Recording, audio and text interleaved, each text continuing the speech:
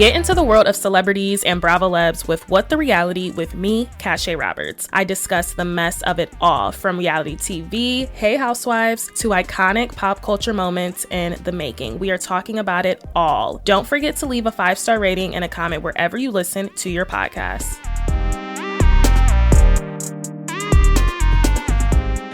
Welcome to the pod. You are listening to What the Reality with me, Cache Roberts, and we are back with another episode. It is Toxic Tuesday, though the title does not say that. We're playing with titles these days because when I first started my podcast, I felt like I had the most fun titles and I really wanted to do a fun title instead of like Toxic Tuesday in the topics. Also, this Toxic Tuesday is literally just different.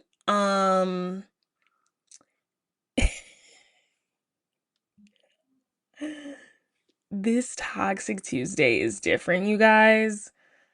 And it is because we're talking about Dr. Wendy. This Toxic Tuesday, I'm literally just talking about Dr. Wendy. And then I'm going to talk about Real Housewives of Potomac, episode 2. I'm talking about the Miami part 2 reunion. And I'm talking about Salt Lake City. Because that is... what other news is there to really talk about? I didn't get a chance to talk about Dr. Wendy. This has been the only thing that has been on my For You page, on TikTok, on Twitter. I am gagged, and I want to talk about it with you guys. Also, if you're watching on YouTube, I have finally gotten a new laptop. I took advantage of that Amazon Prime, and I am obsessed with how amazing. I haven't had a new computer in like literally 8 years, which is good. Like Mac, period. Like my last computer carried me from freshman year to, since I was like 18 to literally 26. But that thing was giving out. It was giving out. The keyboard would get hot. And I've never been on such a smooth Mac in such a long time. I feel like that computer really lasted. The quality, the FaceTime quality, like now I can do FaceTimes again on my computer. The battery is amazing. And now I'm finally able to blur my background. Like you can still see, but like I just feel like it looks so much better. I also have like this iridescent glow going on. I don't know if it's just because of the platform I use to record for my pod, but I look amazing right now. And this is all I've wanted. So I can't wait to like pull clips and stuff. And like, oh my gosh, it's like a net in my room. I cannot wait to pull clips and stuff. Like, period. The quality is insane. And I'm really excited to get into my podcast journey and my writing and stuff just on this new laptop. I've had a broken S key for the past 2 months. So it's been really difficult for me to like really get into what I want to get into, like writing and stuff. Like I've been avoiding like my newsletter and stuff from LinkedIn because I just hate typing on that old laptop. That laptop lasted me forever, so we're gonna pour one out for my laptop. I'm also recording in the middle of the day, so yeah, it's like a holiday. It's Columbus Day, but like no one's off, but like what the heck. So I'm recording in the middle of the day, so I shouldn't have any sun problems. I wish I could do this like every Monday, but this Toxic Tuesday is so toxic. We're only talking about one topic. It's literally Dr. Wendy. Like, I don't know what else we would talk about. Like, I've looked for news. All I'm seeing is Dr. Wendy. Guys, this bug is about to annoy me. And you know, it's my freaking podcast. And this is what I literally only want to talk about. So sorry, guys, this Toxic Tuesday is very different. We are doing a deep dive on Dr. Wendy. We're going to talk about the full breakdown of the charges. We're going to talk about my reaction because I have a reaction, a strong one. We're going to talk about how being Nigerian plays a big part into this, and not in the way you guys probably think. And we're going to talk about what's expected. Like, she has a court appearance coming up. We're going to talk about Potomac because now it is insanely difficult for me to watch Potomac knowing what we know. We're going to talk about Potomac for sure, and Wendy's dynamic with the group. We're also going to talk about just some of the clips that are coming out, and we're doing a deep dive on Dr. Wendy and Happy Eddie because that is all that is of importance. And then yeah, we'll talk about Salt Lake City and we'll talk about Miami after we talk about Potomac. So this will probably be an hour episode, but I'm really focusing on one topic. Um and then of course I'm going to talk about like the different shows we are currently watching, the different housewife shows, because we got to get into that Miami, because man, that was something. Haitian Mortician, like it's just a lot going on. There's a lot going on, but I do want to start with Dr. Wendy. So obviously, if you've been living under a rock, and I specialize, my podcast mostly specialize in the housewives drama, obviously pop culture, celebrities, but housewives drama mostly. I specialize in, and especially like my what's the reality on what the reality. So it's so funny that all this is happening right now, because I was in the middle of uploading, and I have a TikTok. You guys, make sure you guys follow me on TikTok, like especially now that TikTok's staying. Like I'm mostly active on TikTok. Like that's where I talk about a lot of this stuff. But I was uploading my what's the reality on Candace and Monique's friendship, and their friendship fallout part 1. Make sure you guys give that a listen. That dropped last Friday. And make sure you download it, give it a rating, all that stuff. Do everything, okay? Let's get it up. But I was in the middle of uploading that in the morning on Friday. Like in the morning on YouTube, I was in the middle of uploading it. And then I literally get a notification from TMZ. I'm going to insert the picture here of Wendy Osefo and Eddie Osefo, Happy Eddie, mugshots. And they were being booked on criminal charges in Maryland. And they looked high as a kite. When I tell you I was gagged, I was gagged. Like I had no, wait guys, I literally had no thoughts. My jaw was probably on the floor for a good hour. I was glued to my phone this whole weekend. I physically could not believe it. I was literally gagged. They've been booked on criminal charges. I want to get into everything that they are being alleged on. When the first article came out, it was very, from TMZ, it was very like all over the place. It was just like very like, because people have been trolling Candace because they had a live reaction because she was actually visiting Fox DC at that time, and this news was literally coming in because they got arrested Thursday night, and this was like fresh off the press Friday morning, and they got her live reaction. She was reacting to $300, as I was. Like initially the first article, they talked about $300, in excess of $300. So a lot of people were like, oh, just pay that back. We didn't think it was anything. But when you keep reading, it was saying like Wendy had alone 16 criminal charges and 7 felonies. So I'm like, for $300 is crazy. You know what I mean? Obviously now more details have come out. I have screenshots of court documents, and I have a couple articles I do want to read, but essentially an overview before I do read this US Weekly article that really provides a lot more information. Essentially, Eddie and Wendy have been booked on fraud, criminal charges, for insurance fraud, alleging essentially that a lot of stolen items from a fake burglary. They allege that they lost a lot of items, and I'm sorry. Why is there balloons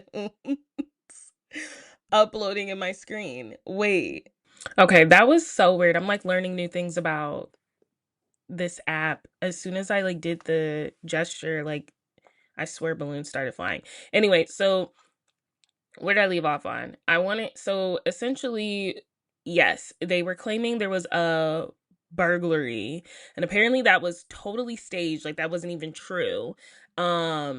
And they had listed all of these stolen items, and I guess, they reported this to 3 separate insurance claims houses, and without disclaiming to the insurance people themselves that they were making several other claims, which I guess is like a huge no-no in insurance fraud. And they were reporting like a list of like all these items that were stolen, but literally Wendy has been seen wearing this stolen ring, her stolen engagement ring that they were reported was stolen. So I guess they've been on to them for a while because obviously like people say like these insurance people, like they are worse than the cops. Like if you make a claim or you do something, they will be watching you to see what you're doing, how you're spending, all of this stuff, especially for a lot of this money. It's a lot. So I really want to get into, I think I'm going to get into the full breakdown from US Weekly, and then I'm going to read some statements that I have, some court documents that I do have from Twitter that someone reported. Like they have like the legit court documents. This is from the state of Maryland, of course, and all of this stuff. But I'm going to read, this is from US Weekly. This is like basically saying everything that has happened. This is an overview, and then we'll get into what the court documents are alleging. Yes, let's deep dive right into it. So, Real Housewives of Potomac star Wendy Osefo and husband Eddie Osefo have been arrested for fraud. A grand jury indicted Wendy, 41, on insurance fraud, conspiracy, insurance fraud, and false statement to the police officer on Thursday, October 9th, according to court documents obtained by US Weekly. Eddie, 41, and Wendy were booked in Westminster, Maryland on Thursday. According to court records, the couple was released on Friday, October 10th, after posting $50K bond each. So that was another question a lot of people had on social media, or I was hearing, I know it was $50K bond. I didn't know if it was each or 50 together.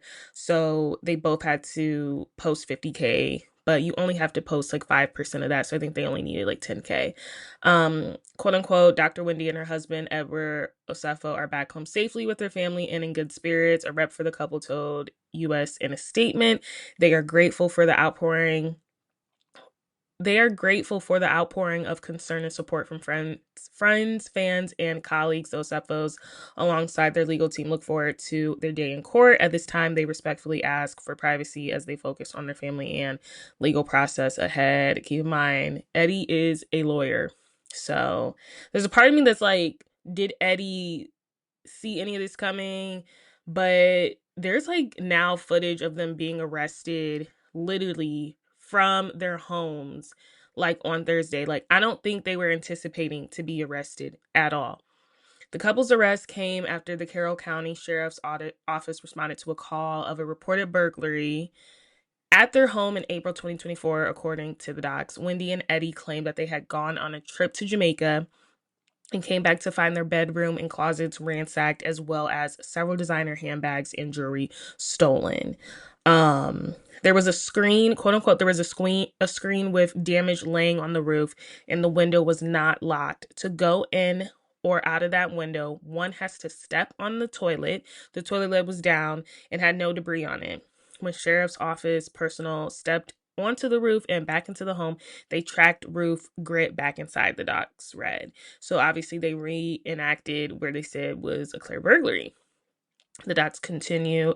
The Osefos had an ADT system and a Ring camera. The Osefos activated the ADT alarm system upon leaving for vacation. During the time they were away, there was no motion detected inside the residence. There was activity such as package deliveries on the Ring camera that was monitored remotely by the Osefos.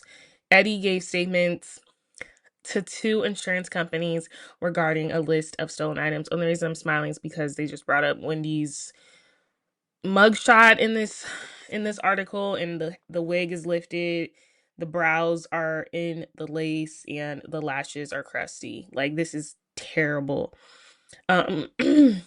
Quote unquote, he was asked whether any of the items on the list had been returned, which he denied. He was asked if he had other insurance, but failed to disclose to home site and jewelers that he was also making a claim with Travelers Insurance. Eddie and Wendy both signed statements claiming $2,500 for the building and $450K in property. In his original claim submitted to Travelers on April 8th, 2024, Eddie stated that he and his wife were wearing their anniversary bands when the loss occurred. However, Eddie called Travelers 2 days later and said he needed to update their claim because his wife's gold diamond anniversary band was missing. So we're already seeing like, you're getting caught up. Now there's a picture of Eddie's mugshot, and I said he looks high, and that is probably going to be his new that's probably gonna be his new way of like marketing Happy Eddie, because clearly he is high right now. The same day, Travelers Insurance settled the claim for 25,380, which included the replacement price of the band, 4,500. After their initial claim in April 2024, both Wendy and Eddie signed and submitted letters to Jewelers Mutual Insurance claiming that the burglary occurred and items were reported stolen. So now they submitted it to another one looking to get some money, essentially. Claiming that, okay, so they provided the insurance company with an initial list of 57 stolen items, including Wendy's gold diamond anniversary brand, that had been reported stolen to the Travelers claim. On April 22nd, 2024, Eddie was interviewed and did not make any mention of the jewelry claim or payout with Travelers. Deputies were suspicious of the circumstances surrounding the burglary, as well as records from stores where some of the allegedly stolen items were purchased, and the couple's social media and email accounts. An investigation determined that numerous items that the Osefos claimed were stolen had been purchased and then returned to the store, where a full refund was provided prior to the alleged burglary. These items were valued in excess of $20,000. A Dior shirt was listed as a stolen item valued at $1,450, but the shirt had been returned on January 14th, 2023 for a full refund. So this is just greediness at this point. A Gucci leather wallet was purchased in 2018 and returned 2 weeks later for a refund of $948.70. Additionally, while reviewing Wendy's Instagram account, deputies observed photos of the reality star prior to the burglary wearing a diamond anniversary band on her left ring. The ring was reported stolen in the burglary. After the reported burglary on April 27th, 2024, Wendy was still seen wearing that same ring on the left finger. Email records obtained by deputies showed that on April 12, 2024, Eddie emailed the list of reportedly stolen items to Wendy. The email asked if there were quote unquote additional high value items we could add to this inventory listing, i.e. Chanel shoes, etc. I'm trying to get the total to exceed $423,000, which is our policy maximum. At the time of their arrest, a search and a seizure warrant was executed for Wendy and Eddie's home. Deputies found at least 15 items that appear to be the same ones they claimed to be stolen during the alleged burglary. The investigation found that the Osefos were quote unquote burdened by substantial debt. Wendy has been a cast member, yada yada yada.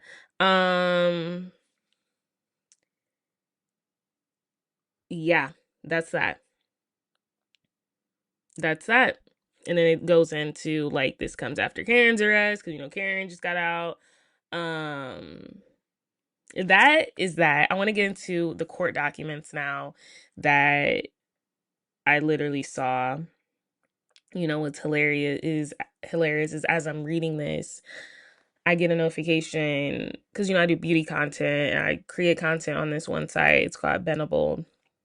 And someone from Maryland just viewed my list, like my makeup list. So it was just funny because this is based out of Maryland. I'm like, what the heck? What kind of juju is that? So these are the legit document statements. Obviously, it might be blurred out.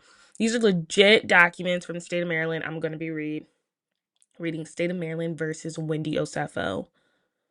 So it's not even the Osefos, it's like Wendy Osefo. I mean, obviously they'll be tried differently. So let's read these, and then we are going to talk about my reaction to all of this. And then we're going to talk about it for a minute, and then we're going to move on to some reality TV, because we are going to need it after this episode. It's a lot.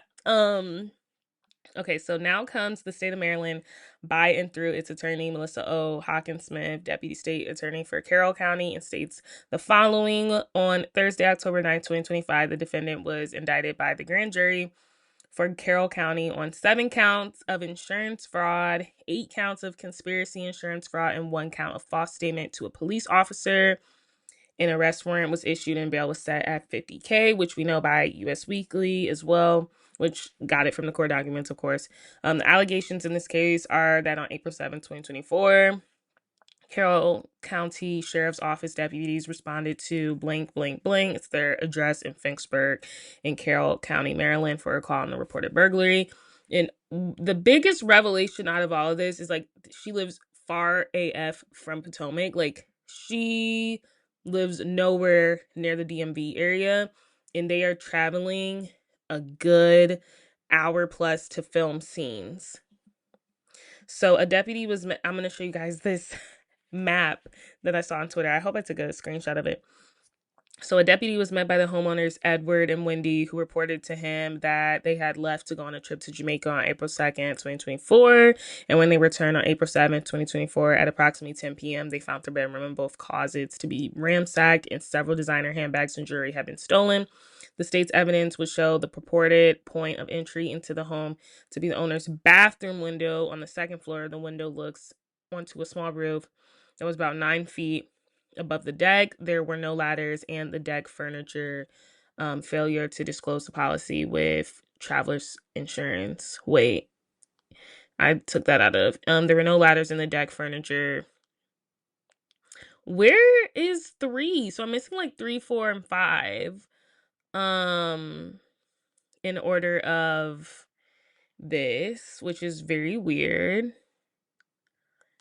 I'm trying to see if I even see it. I don't know where 4 and 5 are, because like the court documents read is like 1, 2, 3. So these were the only ones that were posted online that I could find at the time. So I'm missing 4, 5, and 6. So either way, there were no ladders, deck furniture. Essentially, like I said in the US Weekly, they acted it out. They're like, well, how could this have been, without XYZ? So now another statement or another report from these court documents is in the original claim submitted on April 8th to travelers. Edward confirmed that he and his wife were wearing their anniversary bands when the loss occurred. However, Edward called travelers insurance on April 10th and said he needed to update their claim, stating his wife's gold diamond anniversary band was missing. The same day, travelers insurance settled the claim for $25,000, which included the replacement price of the band, which we talked about. And then after the initial reported claim on April 11th, both Wendy and Edward signed and submitted letters to Jewelers Mutual Insurance claiming that burglary occurred and items were reported stolen. So now they are submitting claims to Travelers Insurance, and they're submitting it to Jewelers Mutual Insurance, and they're hoping to get buyouts from both of these insurance companies. And they have not told these insurance companies that they have went to 2 separate insurance companies. That is where they're getting caught up at. And also the fact that he submitted this claim on April 8th about the anniversary's band's loss, and then 2 days later said he needs to update their claim with his wife's gold diamond anniversary band missing as well. They're messy. Like, how are you committing fraud and being this messy?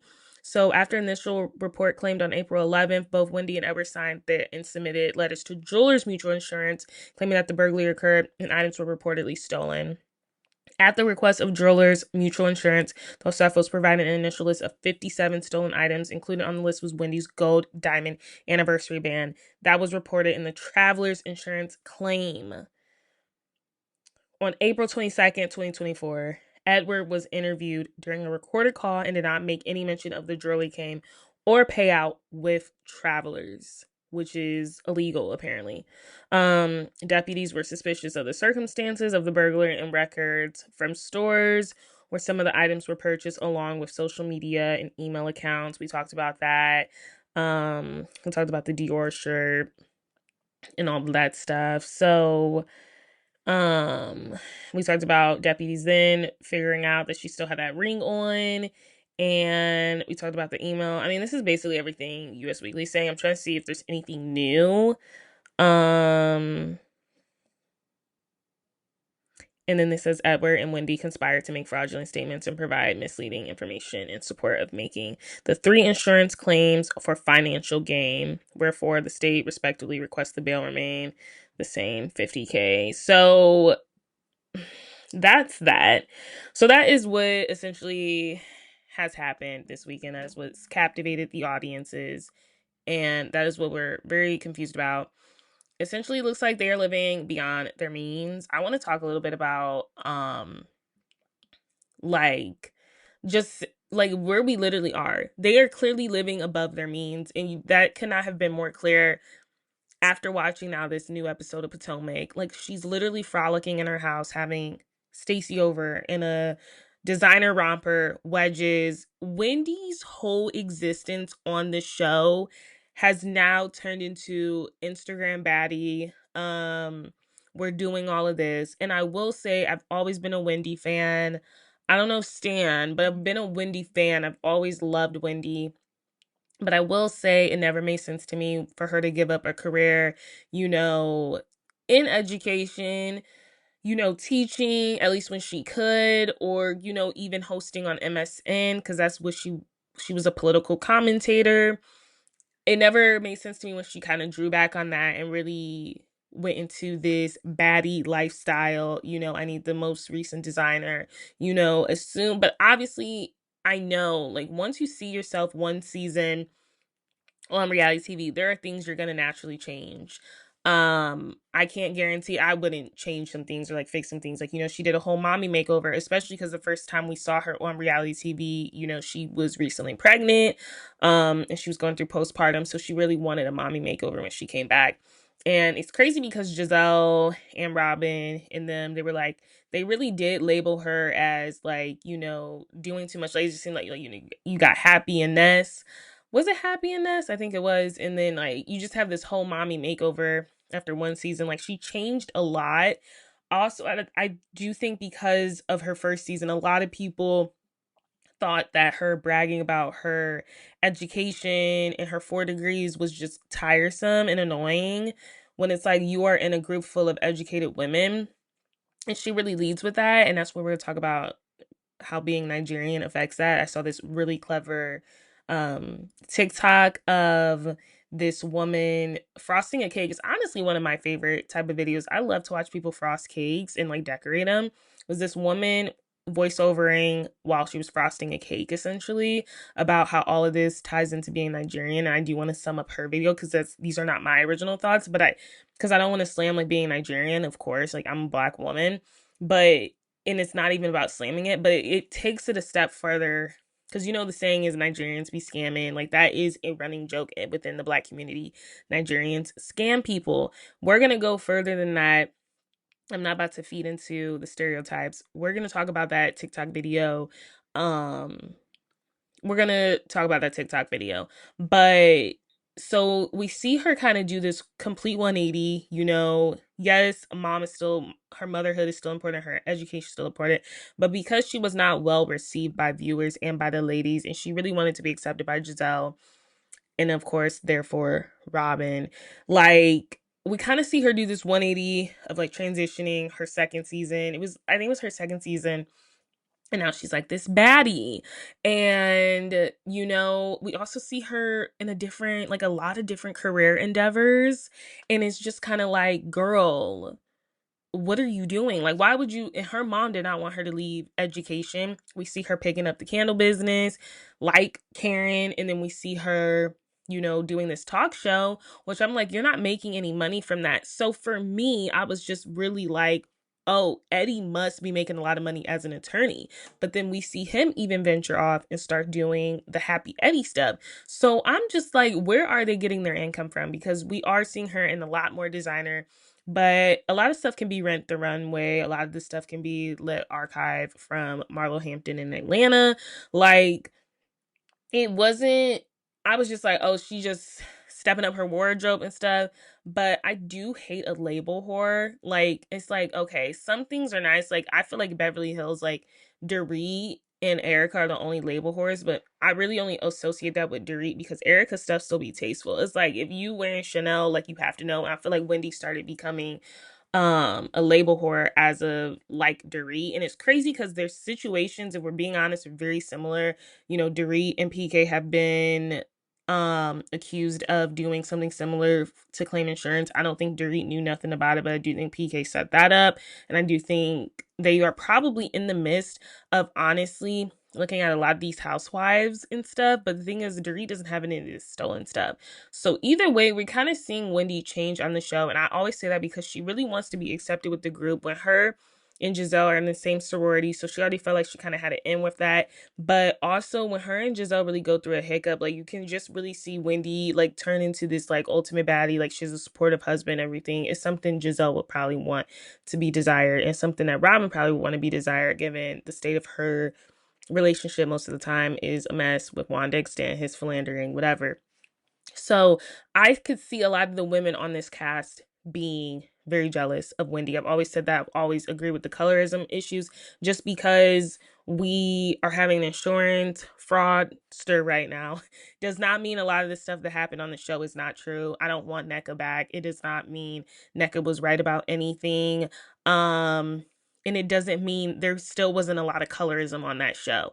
I still agree that there was a lot of colorism, and I still think Wendy was fairly mistreated. However, I'm saying though, this is what happens when you are Nigerian, and she is of course American though as well. So, Nigerian American, I think she's like grown up in America as a Nigerian, right? So and this is the essence of that TikTok video that was so smart. It's like so the Nigerian side of you is like, from Nigerian culture, your parents are taught to like really like, hey, brag. They want you to have that education. 4 degrees costs money though. That's a lot of money. Yeah, you're putting off loans, but that's a lot of money. And she has a PhD. She's a doctor. That's a lot of money. So we already have them, and then he is an attorney. I'm sure he has a lot of money, and they have a lot of like they're probably in debt together. So I don't ever understand why you would quit a secure job. Yes, be on the show, help have your Bravo show help pay off your loans, but I don't understand why you would give up teaching if it's helping pay to pick up these extracurricular activities that are not helping pay, because your talk show was not making any money. Your candles were not making any money. Let's call a spade a spade. They were not making any money. And then, so like we said, and now we have an opening of the Potomac season premiere.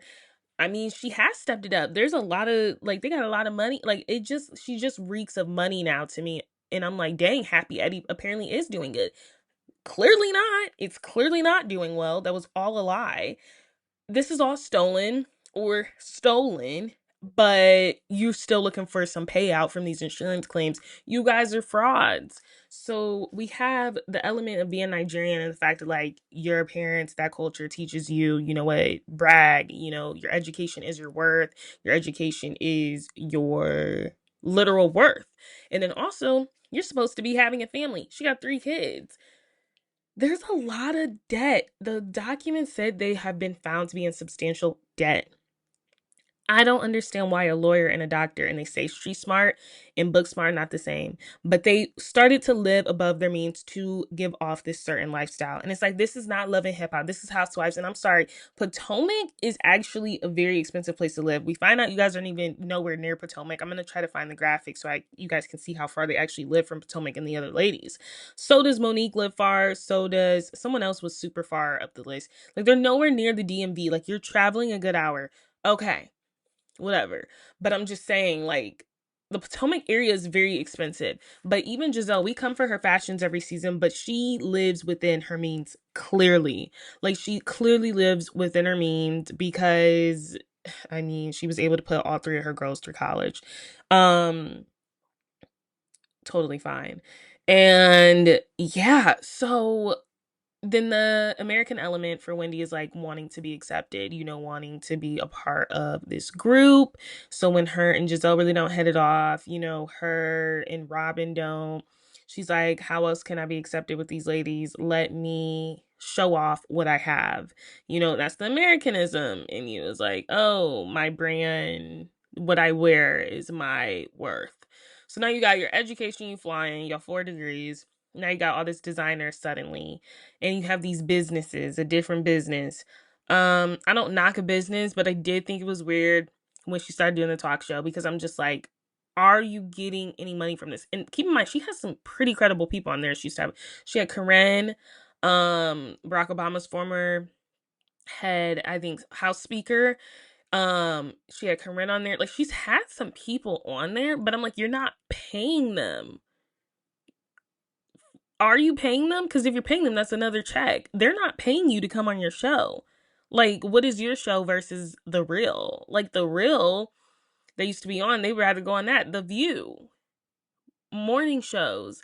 What is Wendy's show for you to be pulling in these top guests? Are you paying them? So now that's more debt. And like I said, he was a lawyer, he was practicing. He might be disbarred for sure. Let's talk about the repercussions. He's gonna be disbarred. If they get convicted, they are looking at some serious years. I was seeing something from 16 years. Insurance fraud is no joke. So, and it's crazy to me because it's like what I saw at the end of the day after reading all this, what I've come to the conclusion with, and then I want to move into, this is my honest opinion, but that's kind of my spill on that. I want to move into something else after this because I've went too long talking about it. What I've really seen, what I've taken from all of the documents, all of this stuff is greed. I see people being greedy and people putting on a front. And I never would have thought Wendy was the type. People are like, you know what, Wendy's been very phony. I didn't think she would move like this. I thought she was smarter. And all I see now is a liar and greed. And it's going to be really hard for me to rally behind her the rest of the season. I'm trying to put emotions aside. Like the last episode, the second episode was so bad because it's like we know all this information. You know what I mean? I'm gonna talk about the episode, but I'm just saying it's very difficult. All I see now is someone that got greedy. You know, you're getting paid by Bravo, I'm sure, nice check. Why do you have to be a label whore? Why do you have to be wearing Dior? I mean, they're clearly greed because you're returning Dior tops and old Gucci wallets to the nearby store and then claiming it was stolen so you get a check for it. That is fraud. This ain't no, $100. This ain't no 50. This ain't, like, you know what I mean? Like, this is a lot of money. You guys are really trying to claim stuff that was stolen and now it's not. Like, this is some serious accusations. You give false statements. The burglary allegedly never happened. So y'all been being watched for a good year and you really thought you got away with it. And I can never for the life of me understand why. Okay, you almost probably would have gotten away with it if it wasn't that smoking gun of your emails. I'm shocked an attorney is emailing and leaving a paper trail to his wife. What other stuff can we add to cover our full insurance claim, whatever it's called? And then I'm also shocked that Wendy, book smart, would be posting with these rings and these stolen goods. This ring that is the smoking gun. It's like from before the burglary to after. I'm shocked you would still be posting with that. And it's like, because you're greedy and you want to live outside of your means and you want to give off this vibe that it's like, we are living this sort of life. We're living up here. We have all of this. I have this jewelry. I have these designers. I can afford this. I can afford that. When really you can't. What I see is someone that let their pride and their ego get to them. And I see someone that's not humble anymore. And I feel like you guys are about to be humbled. That is my spiel on the Wendy and Happy Eddie stuff. I am majorly disappointed in them. I am still in shock. I'm learning new information a lot. So it's kind of perfect that I was able to record today with everything gathered from the weekend. I want to talk about some reactions. Ashley, they have picked up cameras to film the reactions of the, arrest. But Ashley and her big forehead, which I just have no respect for, is at some country club performing. And she's like, Wen is in the pen. And she said, this does not come as a shock. And she's like basically mocking Wendy's arrest. And she said, we're making melodies, not felonies, if you know what I mean. I don't know. She said it's not shocking, but she said this ain't news to us. This is just news to y'all. So maybe so apparently what I'm getting the consensus from the group, it wasn't a shock. This is what Andy Cohen said. He said he's very sad about this. He said, like I want to say that, like all of you, I found out about the charges against Wendy and Eddie on Friday morning, and there's not much that I can say. I know nothing of the charges more than what you guys do and what I've read. He said, I'm very sad about this. I'm really sad, like, about this. And Wendy's just, I'm a Wendy fan, and she has been a great housewife and a great role model. She's always led with education, her solid family values, and so I'm really thinking about her and her family, and I'm certainly hoping that all this was all hoping that this is all some big nothing. The thing is, though, they're not following you for a year and tracking you and having a warrant for your arrest if this is nothing. This isn't the wrong person. Take the plea. Learn from your good sis, Karen Huger. Take the plea. You guys are guilty. Allegedly, they're guilty. I will be shocked if they get out of this. Either way, like, and Wendy and Eddie are so prideful with their name. Like, you guys have literally ruined your house name. I will say, some of the most iconic housewives go to jail. So you will be a Bravo legend. I mean, do your time. But you'll be a Bravo legend. There's going to be documentaries written about you guys. In terms of education, though, and like the Nigerian side, I mean, you've ruined your good name for fame. Very disappointed in Wendy. I'm very disappointed in them because this sounds about right.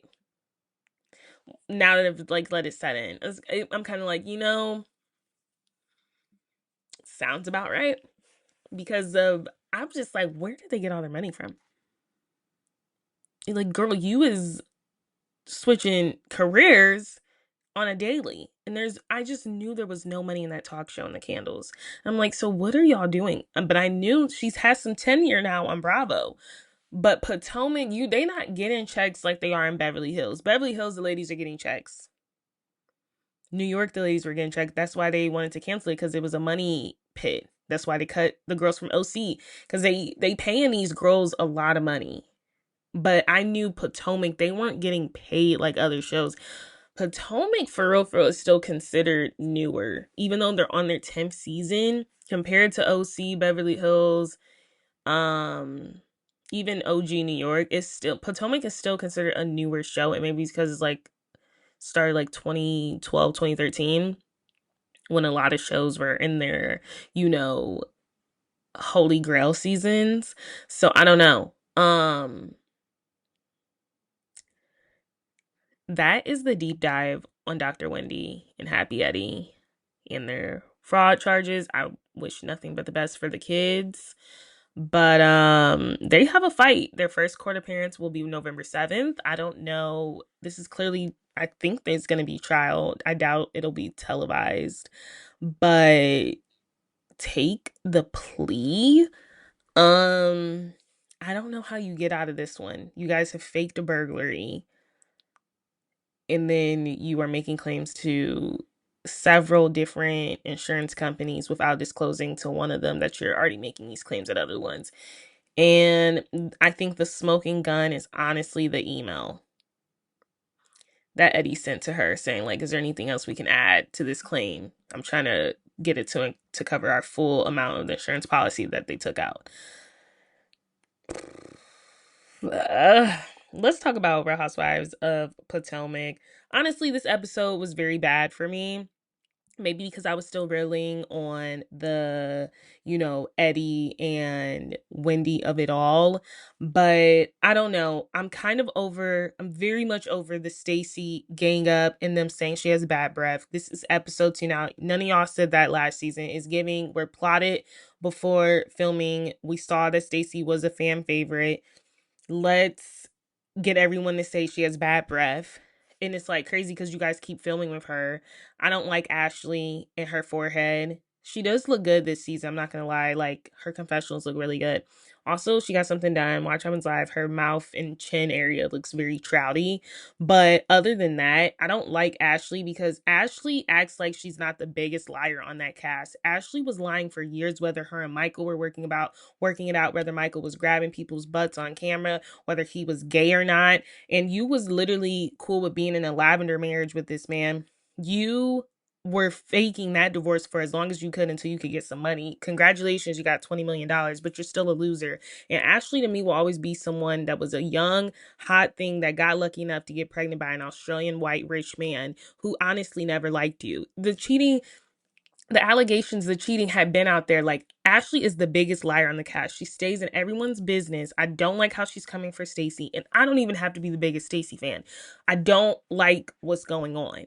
It's very tiring, and it's like, y'all have seen y'all allegations before. If Stacey was 2 shades darker, we would all be calling them colors, obviously. But I'm just saying, like, you guys have a history in Potomac of trying to ice somebody out, and then it's like, when it don't work, then what? Are you gonna start refusing to like film with her like Giselle used to do with Candace and Wendy? Like, I just can't sit here and watch another season of y'all trying to ice out a girl. Like, they have a terrible history of trying to ice out women and not film with them. And the alliances are just annoying. Like, I don't think Ashley has any reign to talk about a relationship. I don't think Kay has any reign to talk about a relationship. Kay, nobody wants Greg. Ashley, nobody wants Jack Harlow. Y'all are the last people to be judging her about her relationship. Whether Stacey is lying or not, which she is, Ashley is the biggest liar. And that's why I cannot support the messenger. Message, okay, I get it. Messenger, wrong messenger, because Ashley is the biggest liar on that cast, and she is a production plant, and she is a producer's pet, and she's Giselle's minion. Over her, Kay, if someone asked me, did I do my makeup? I'd be like, yeah, unbelievable. Maybe because I'm confident in my makeup skills, and often people ask me, do I do my makeup? Can I do their makeup? I wouldn't be offended by that. I wouldn't. I'd be like, yes, girl, you know I did my makeup. I always do my makeup.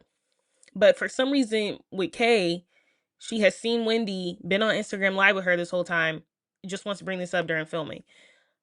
Bye. Kay, I'm peeping her type of friends because I really like Angel, and I think the realty is Angel fits more in with the group than Kay does. Kay is trying to be somebody's lapdog, Giselle's. She told Giselle she had to chin check Angel.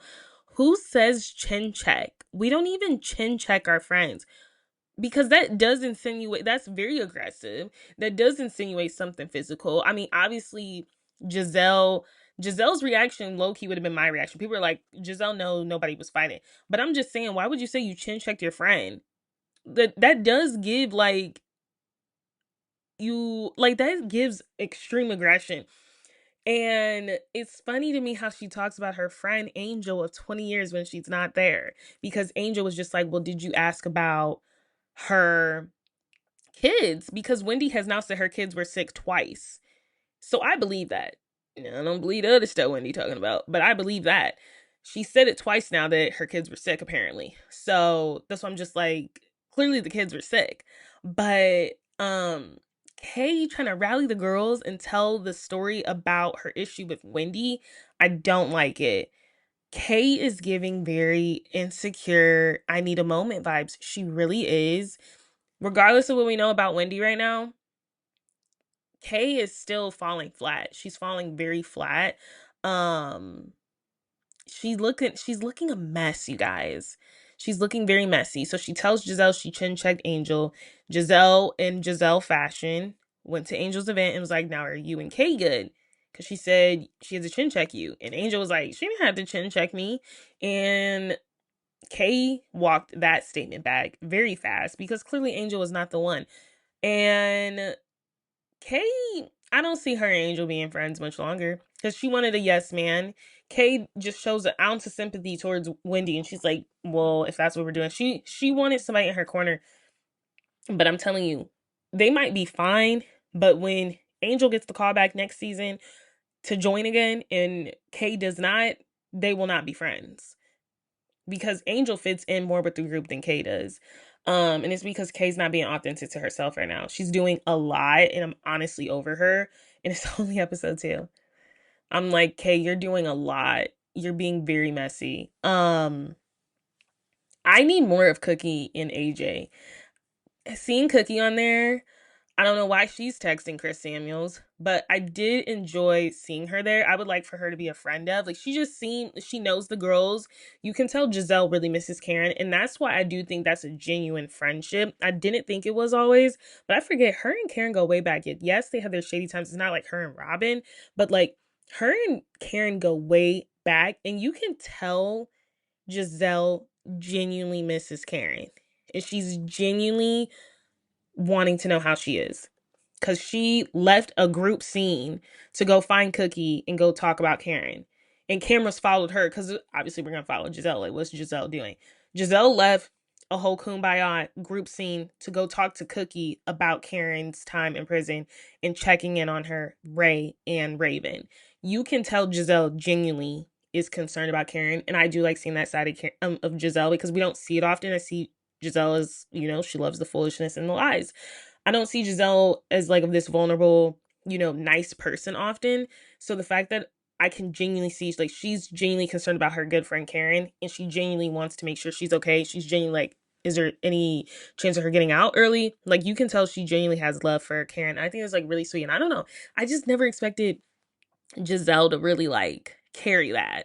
I just thought she'd been like, you know what, I'm sad about it, but like you can tell she's genuinely affected by Karen's absence and she wants her girl back. And I look forward for the day that her and Karen will film a scene again because Karen's coming back next season as she should. But you can tell Giselle's very affected by it. So I just liked that scene. I also like seeing AJ because AJ was trying to straighten out Stacey and Ashley's drama. And people were saying like it was giving like, Atlanta, like Dwight, like, Miss Lawrence, like we just need like a nice, fun, messy gay. He's not even messy. Like it seems like he holds Stacey accountable too. And I feel like Potomac and Atlanta, even Beverly Hills, those are cities in which we embrace the gays. And I feel like Potomac's been missing a gay, like a lovely, like just like funny one. Like we just needed. I don't want to sound, does that sound bad? I'm just saying like Beverly Hills, like, that's where pride is. That's like California is very like, progressive. And Atlanta is very progressive.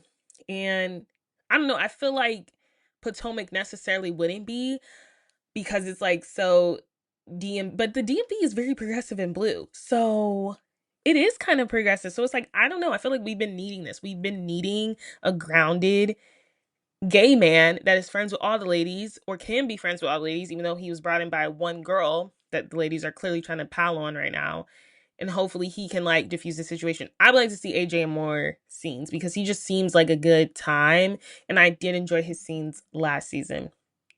But yes, I think that was really good. I really like the new girls. I really like Angel and her husband.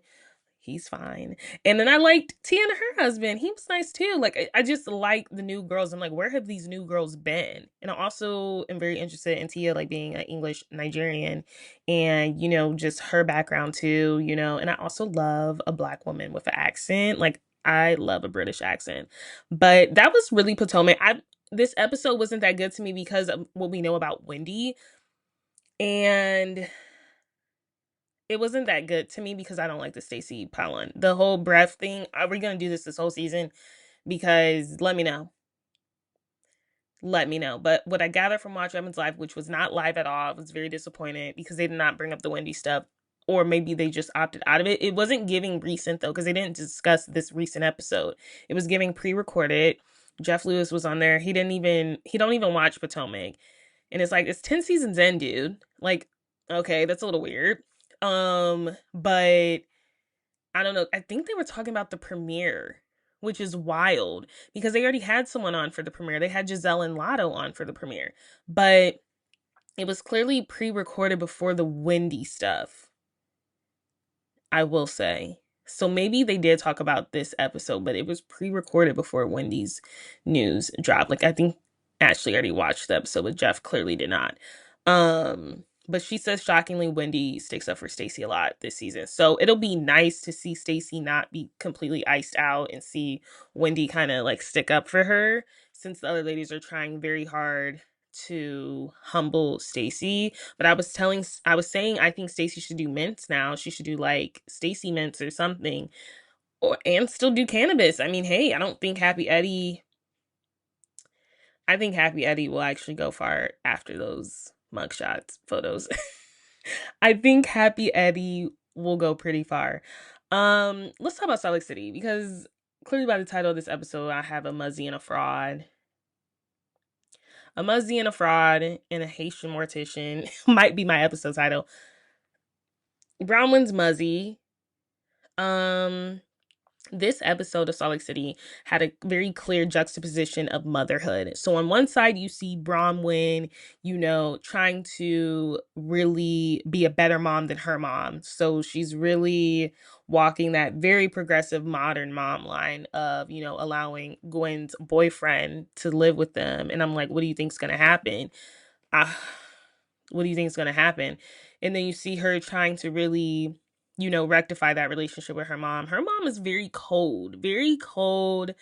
And I personally would not have my mom in the house if she viewed my relationship and she viewed my granddaughter still as the mistake that was supposed to keep me down. I think her Muzzy wants to see her humbled so bad, and she's so jealous that she made it out and that Gwen was not the thing that kept her down. She thought because she had her kid early on in life, 18, 19, that was going to be her biggest mistake. And now we're looking 18 years later, Brahma is sitting in this museum-esque house. I can't even say it's a beautiful home, but it is very much replicant of a museum. It's worth a lot of money. And she has a husband that's not really home, but he pays all the bills. She, in a lot of ladies' perspective, is living the life. And I think her mom was expecting her to kind of flunk. And need her, and she doesn't need her. But now her mom is in this stage where her mom needs Bronwyn, and she has to swallow that pill and have these tough conversations as to why she never told her she was great or doing a good job, or why she views this, because she thought Gwen was going to be the thing that kept her humble, when in reality it's keeping her humbled. And that is a word. That is literally a word. Her mom is so jealous and envious that Bronwyn made it out, even though she did it the wrong, un-Mormon-like way.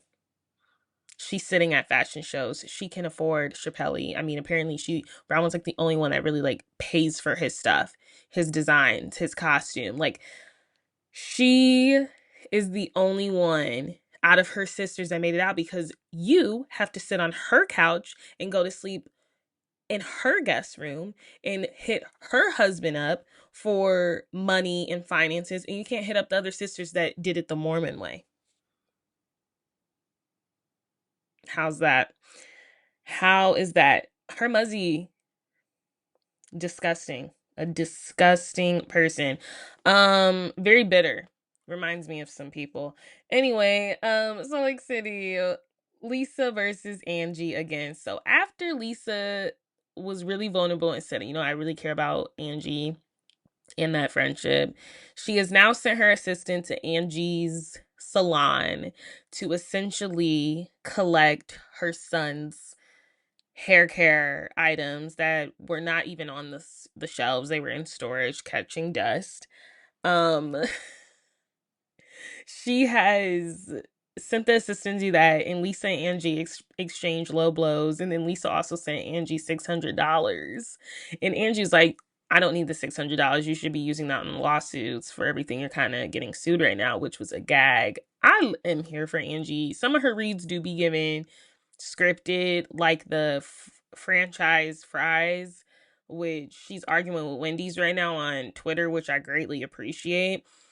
It was given a little scripted. And Angie, my issue with Angie is like she do low key be looking for cameras, but I think all of those ladies do. I think Heather be looking for a camera, Whitney be looking for a camera. The only one that really don't be looking for a camera is Mary.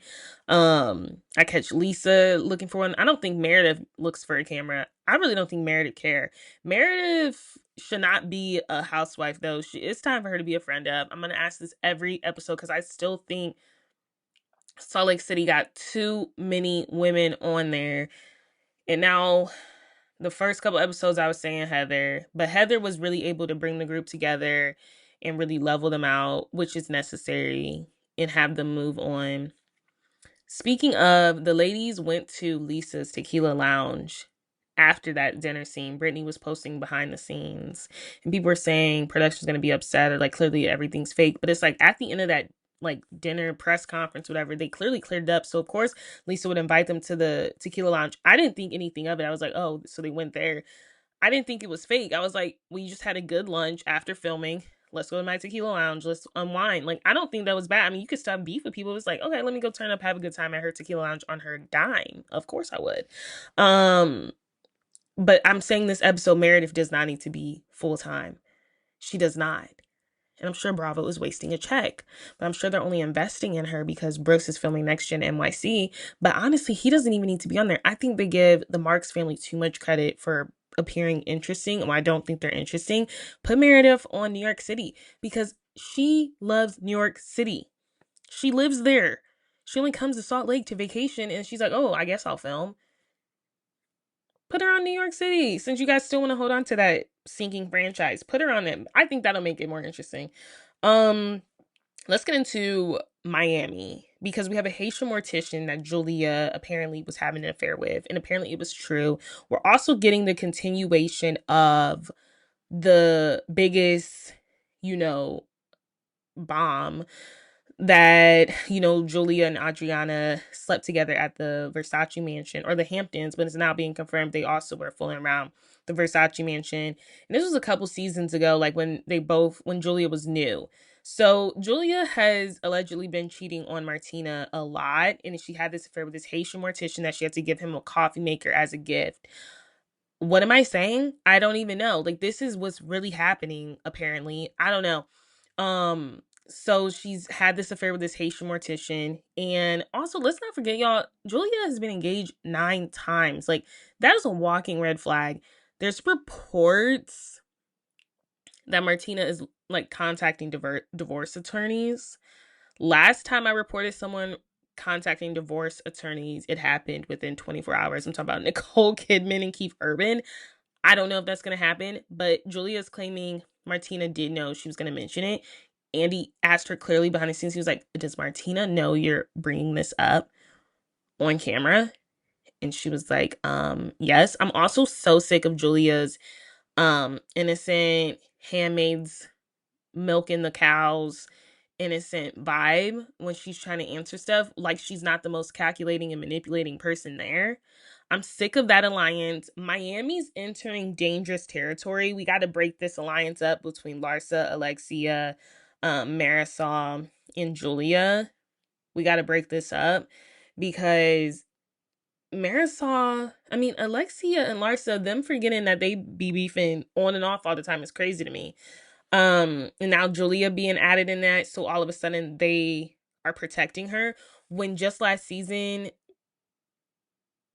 just had a brain fart. Alexia, you did not want to be staying with Julia because you had to get clearance from Todd. And now we see why, because Julia likes to get the girls drunk and seduce them. I'm with Adriana on that. Do I think Adriana was holding this against Julia? Yes. I think there's a possibility. Julia let it all out now. Unfortunately, I do think Julia is going to be back for another season. But I do think Andy's kind of annoyed. But if you're going to bring Julia back, I want Adriana as a full-time housewife. And I want Marisol off the show. I'm sick of her doing her dirty work behind the scenes. Miami is entering dangerous territory of Beverly Hills circa seasons 8 through 12 when they had the Fox 4-5 and the Fox 4 lames. But they're really entering that bad territory where these alliances are really going to destroy the show. and I just don't see Miami making it out a good, positive way. Yes, I think alliances are going to ruin Miami's chances because people already don't watch Miami as it is. So now that they have these strong alliances out of nowhere and it seems so fake and coerced, I do think that's going to ruin their credibility on the show. I honestly think, though, after this reunion, Stephanie really proved to me that she should be in the group because she even stood up to Alexia and Marisol again saying, because Marisol was like, well, now we're like all cool again. And I'm just like, Marisol, I really don't care. But even her and Alexia going back and forth, and then even behind the scenes, when Larsa was trying to convince her so much that Adriana was going to do something with this information, when she literally called Julia a nymph or something. She's like, Julia always is overly flirtatious. She said, I'm not going to side with you on this one, Larsa. She's like, I think Julia does try to seduce people and all this stuff. Basically taking the side of Adriana, Lisa, and Gertie and them.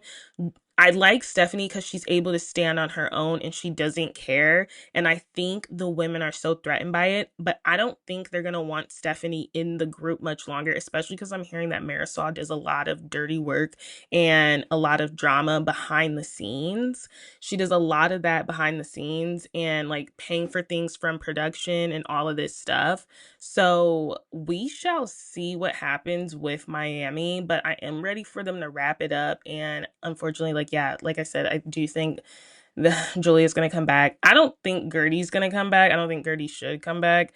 Just because the reunion performance, and it's just like I just wouldn't want to be in a group where people clearly are targeting against me. Like it's just like, okay, bite off someone else's head. Like I'm just very much like that in situations like that. But yes, that was a full deep dive into the Wendy and the Eddie stuff. I talked about Potomac, Salt Lake City, and then, of course, a little bit about Miami. The next episode will also be another Toxic Tuesday. I don't know if I'm going to keep the titles, though. Like, there's still Toxic Tuesdays, but I'm going to get more fun and creative with my titles again because I've been missing that.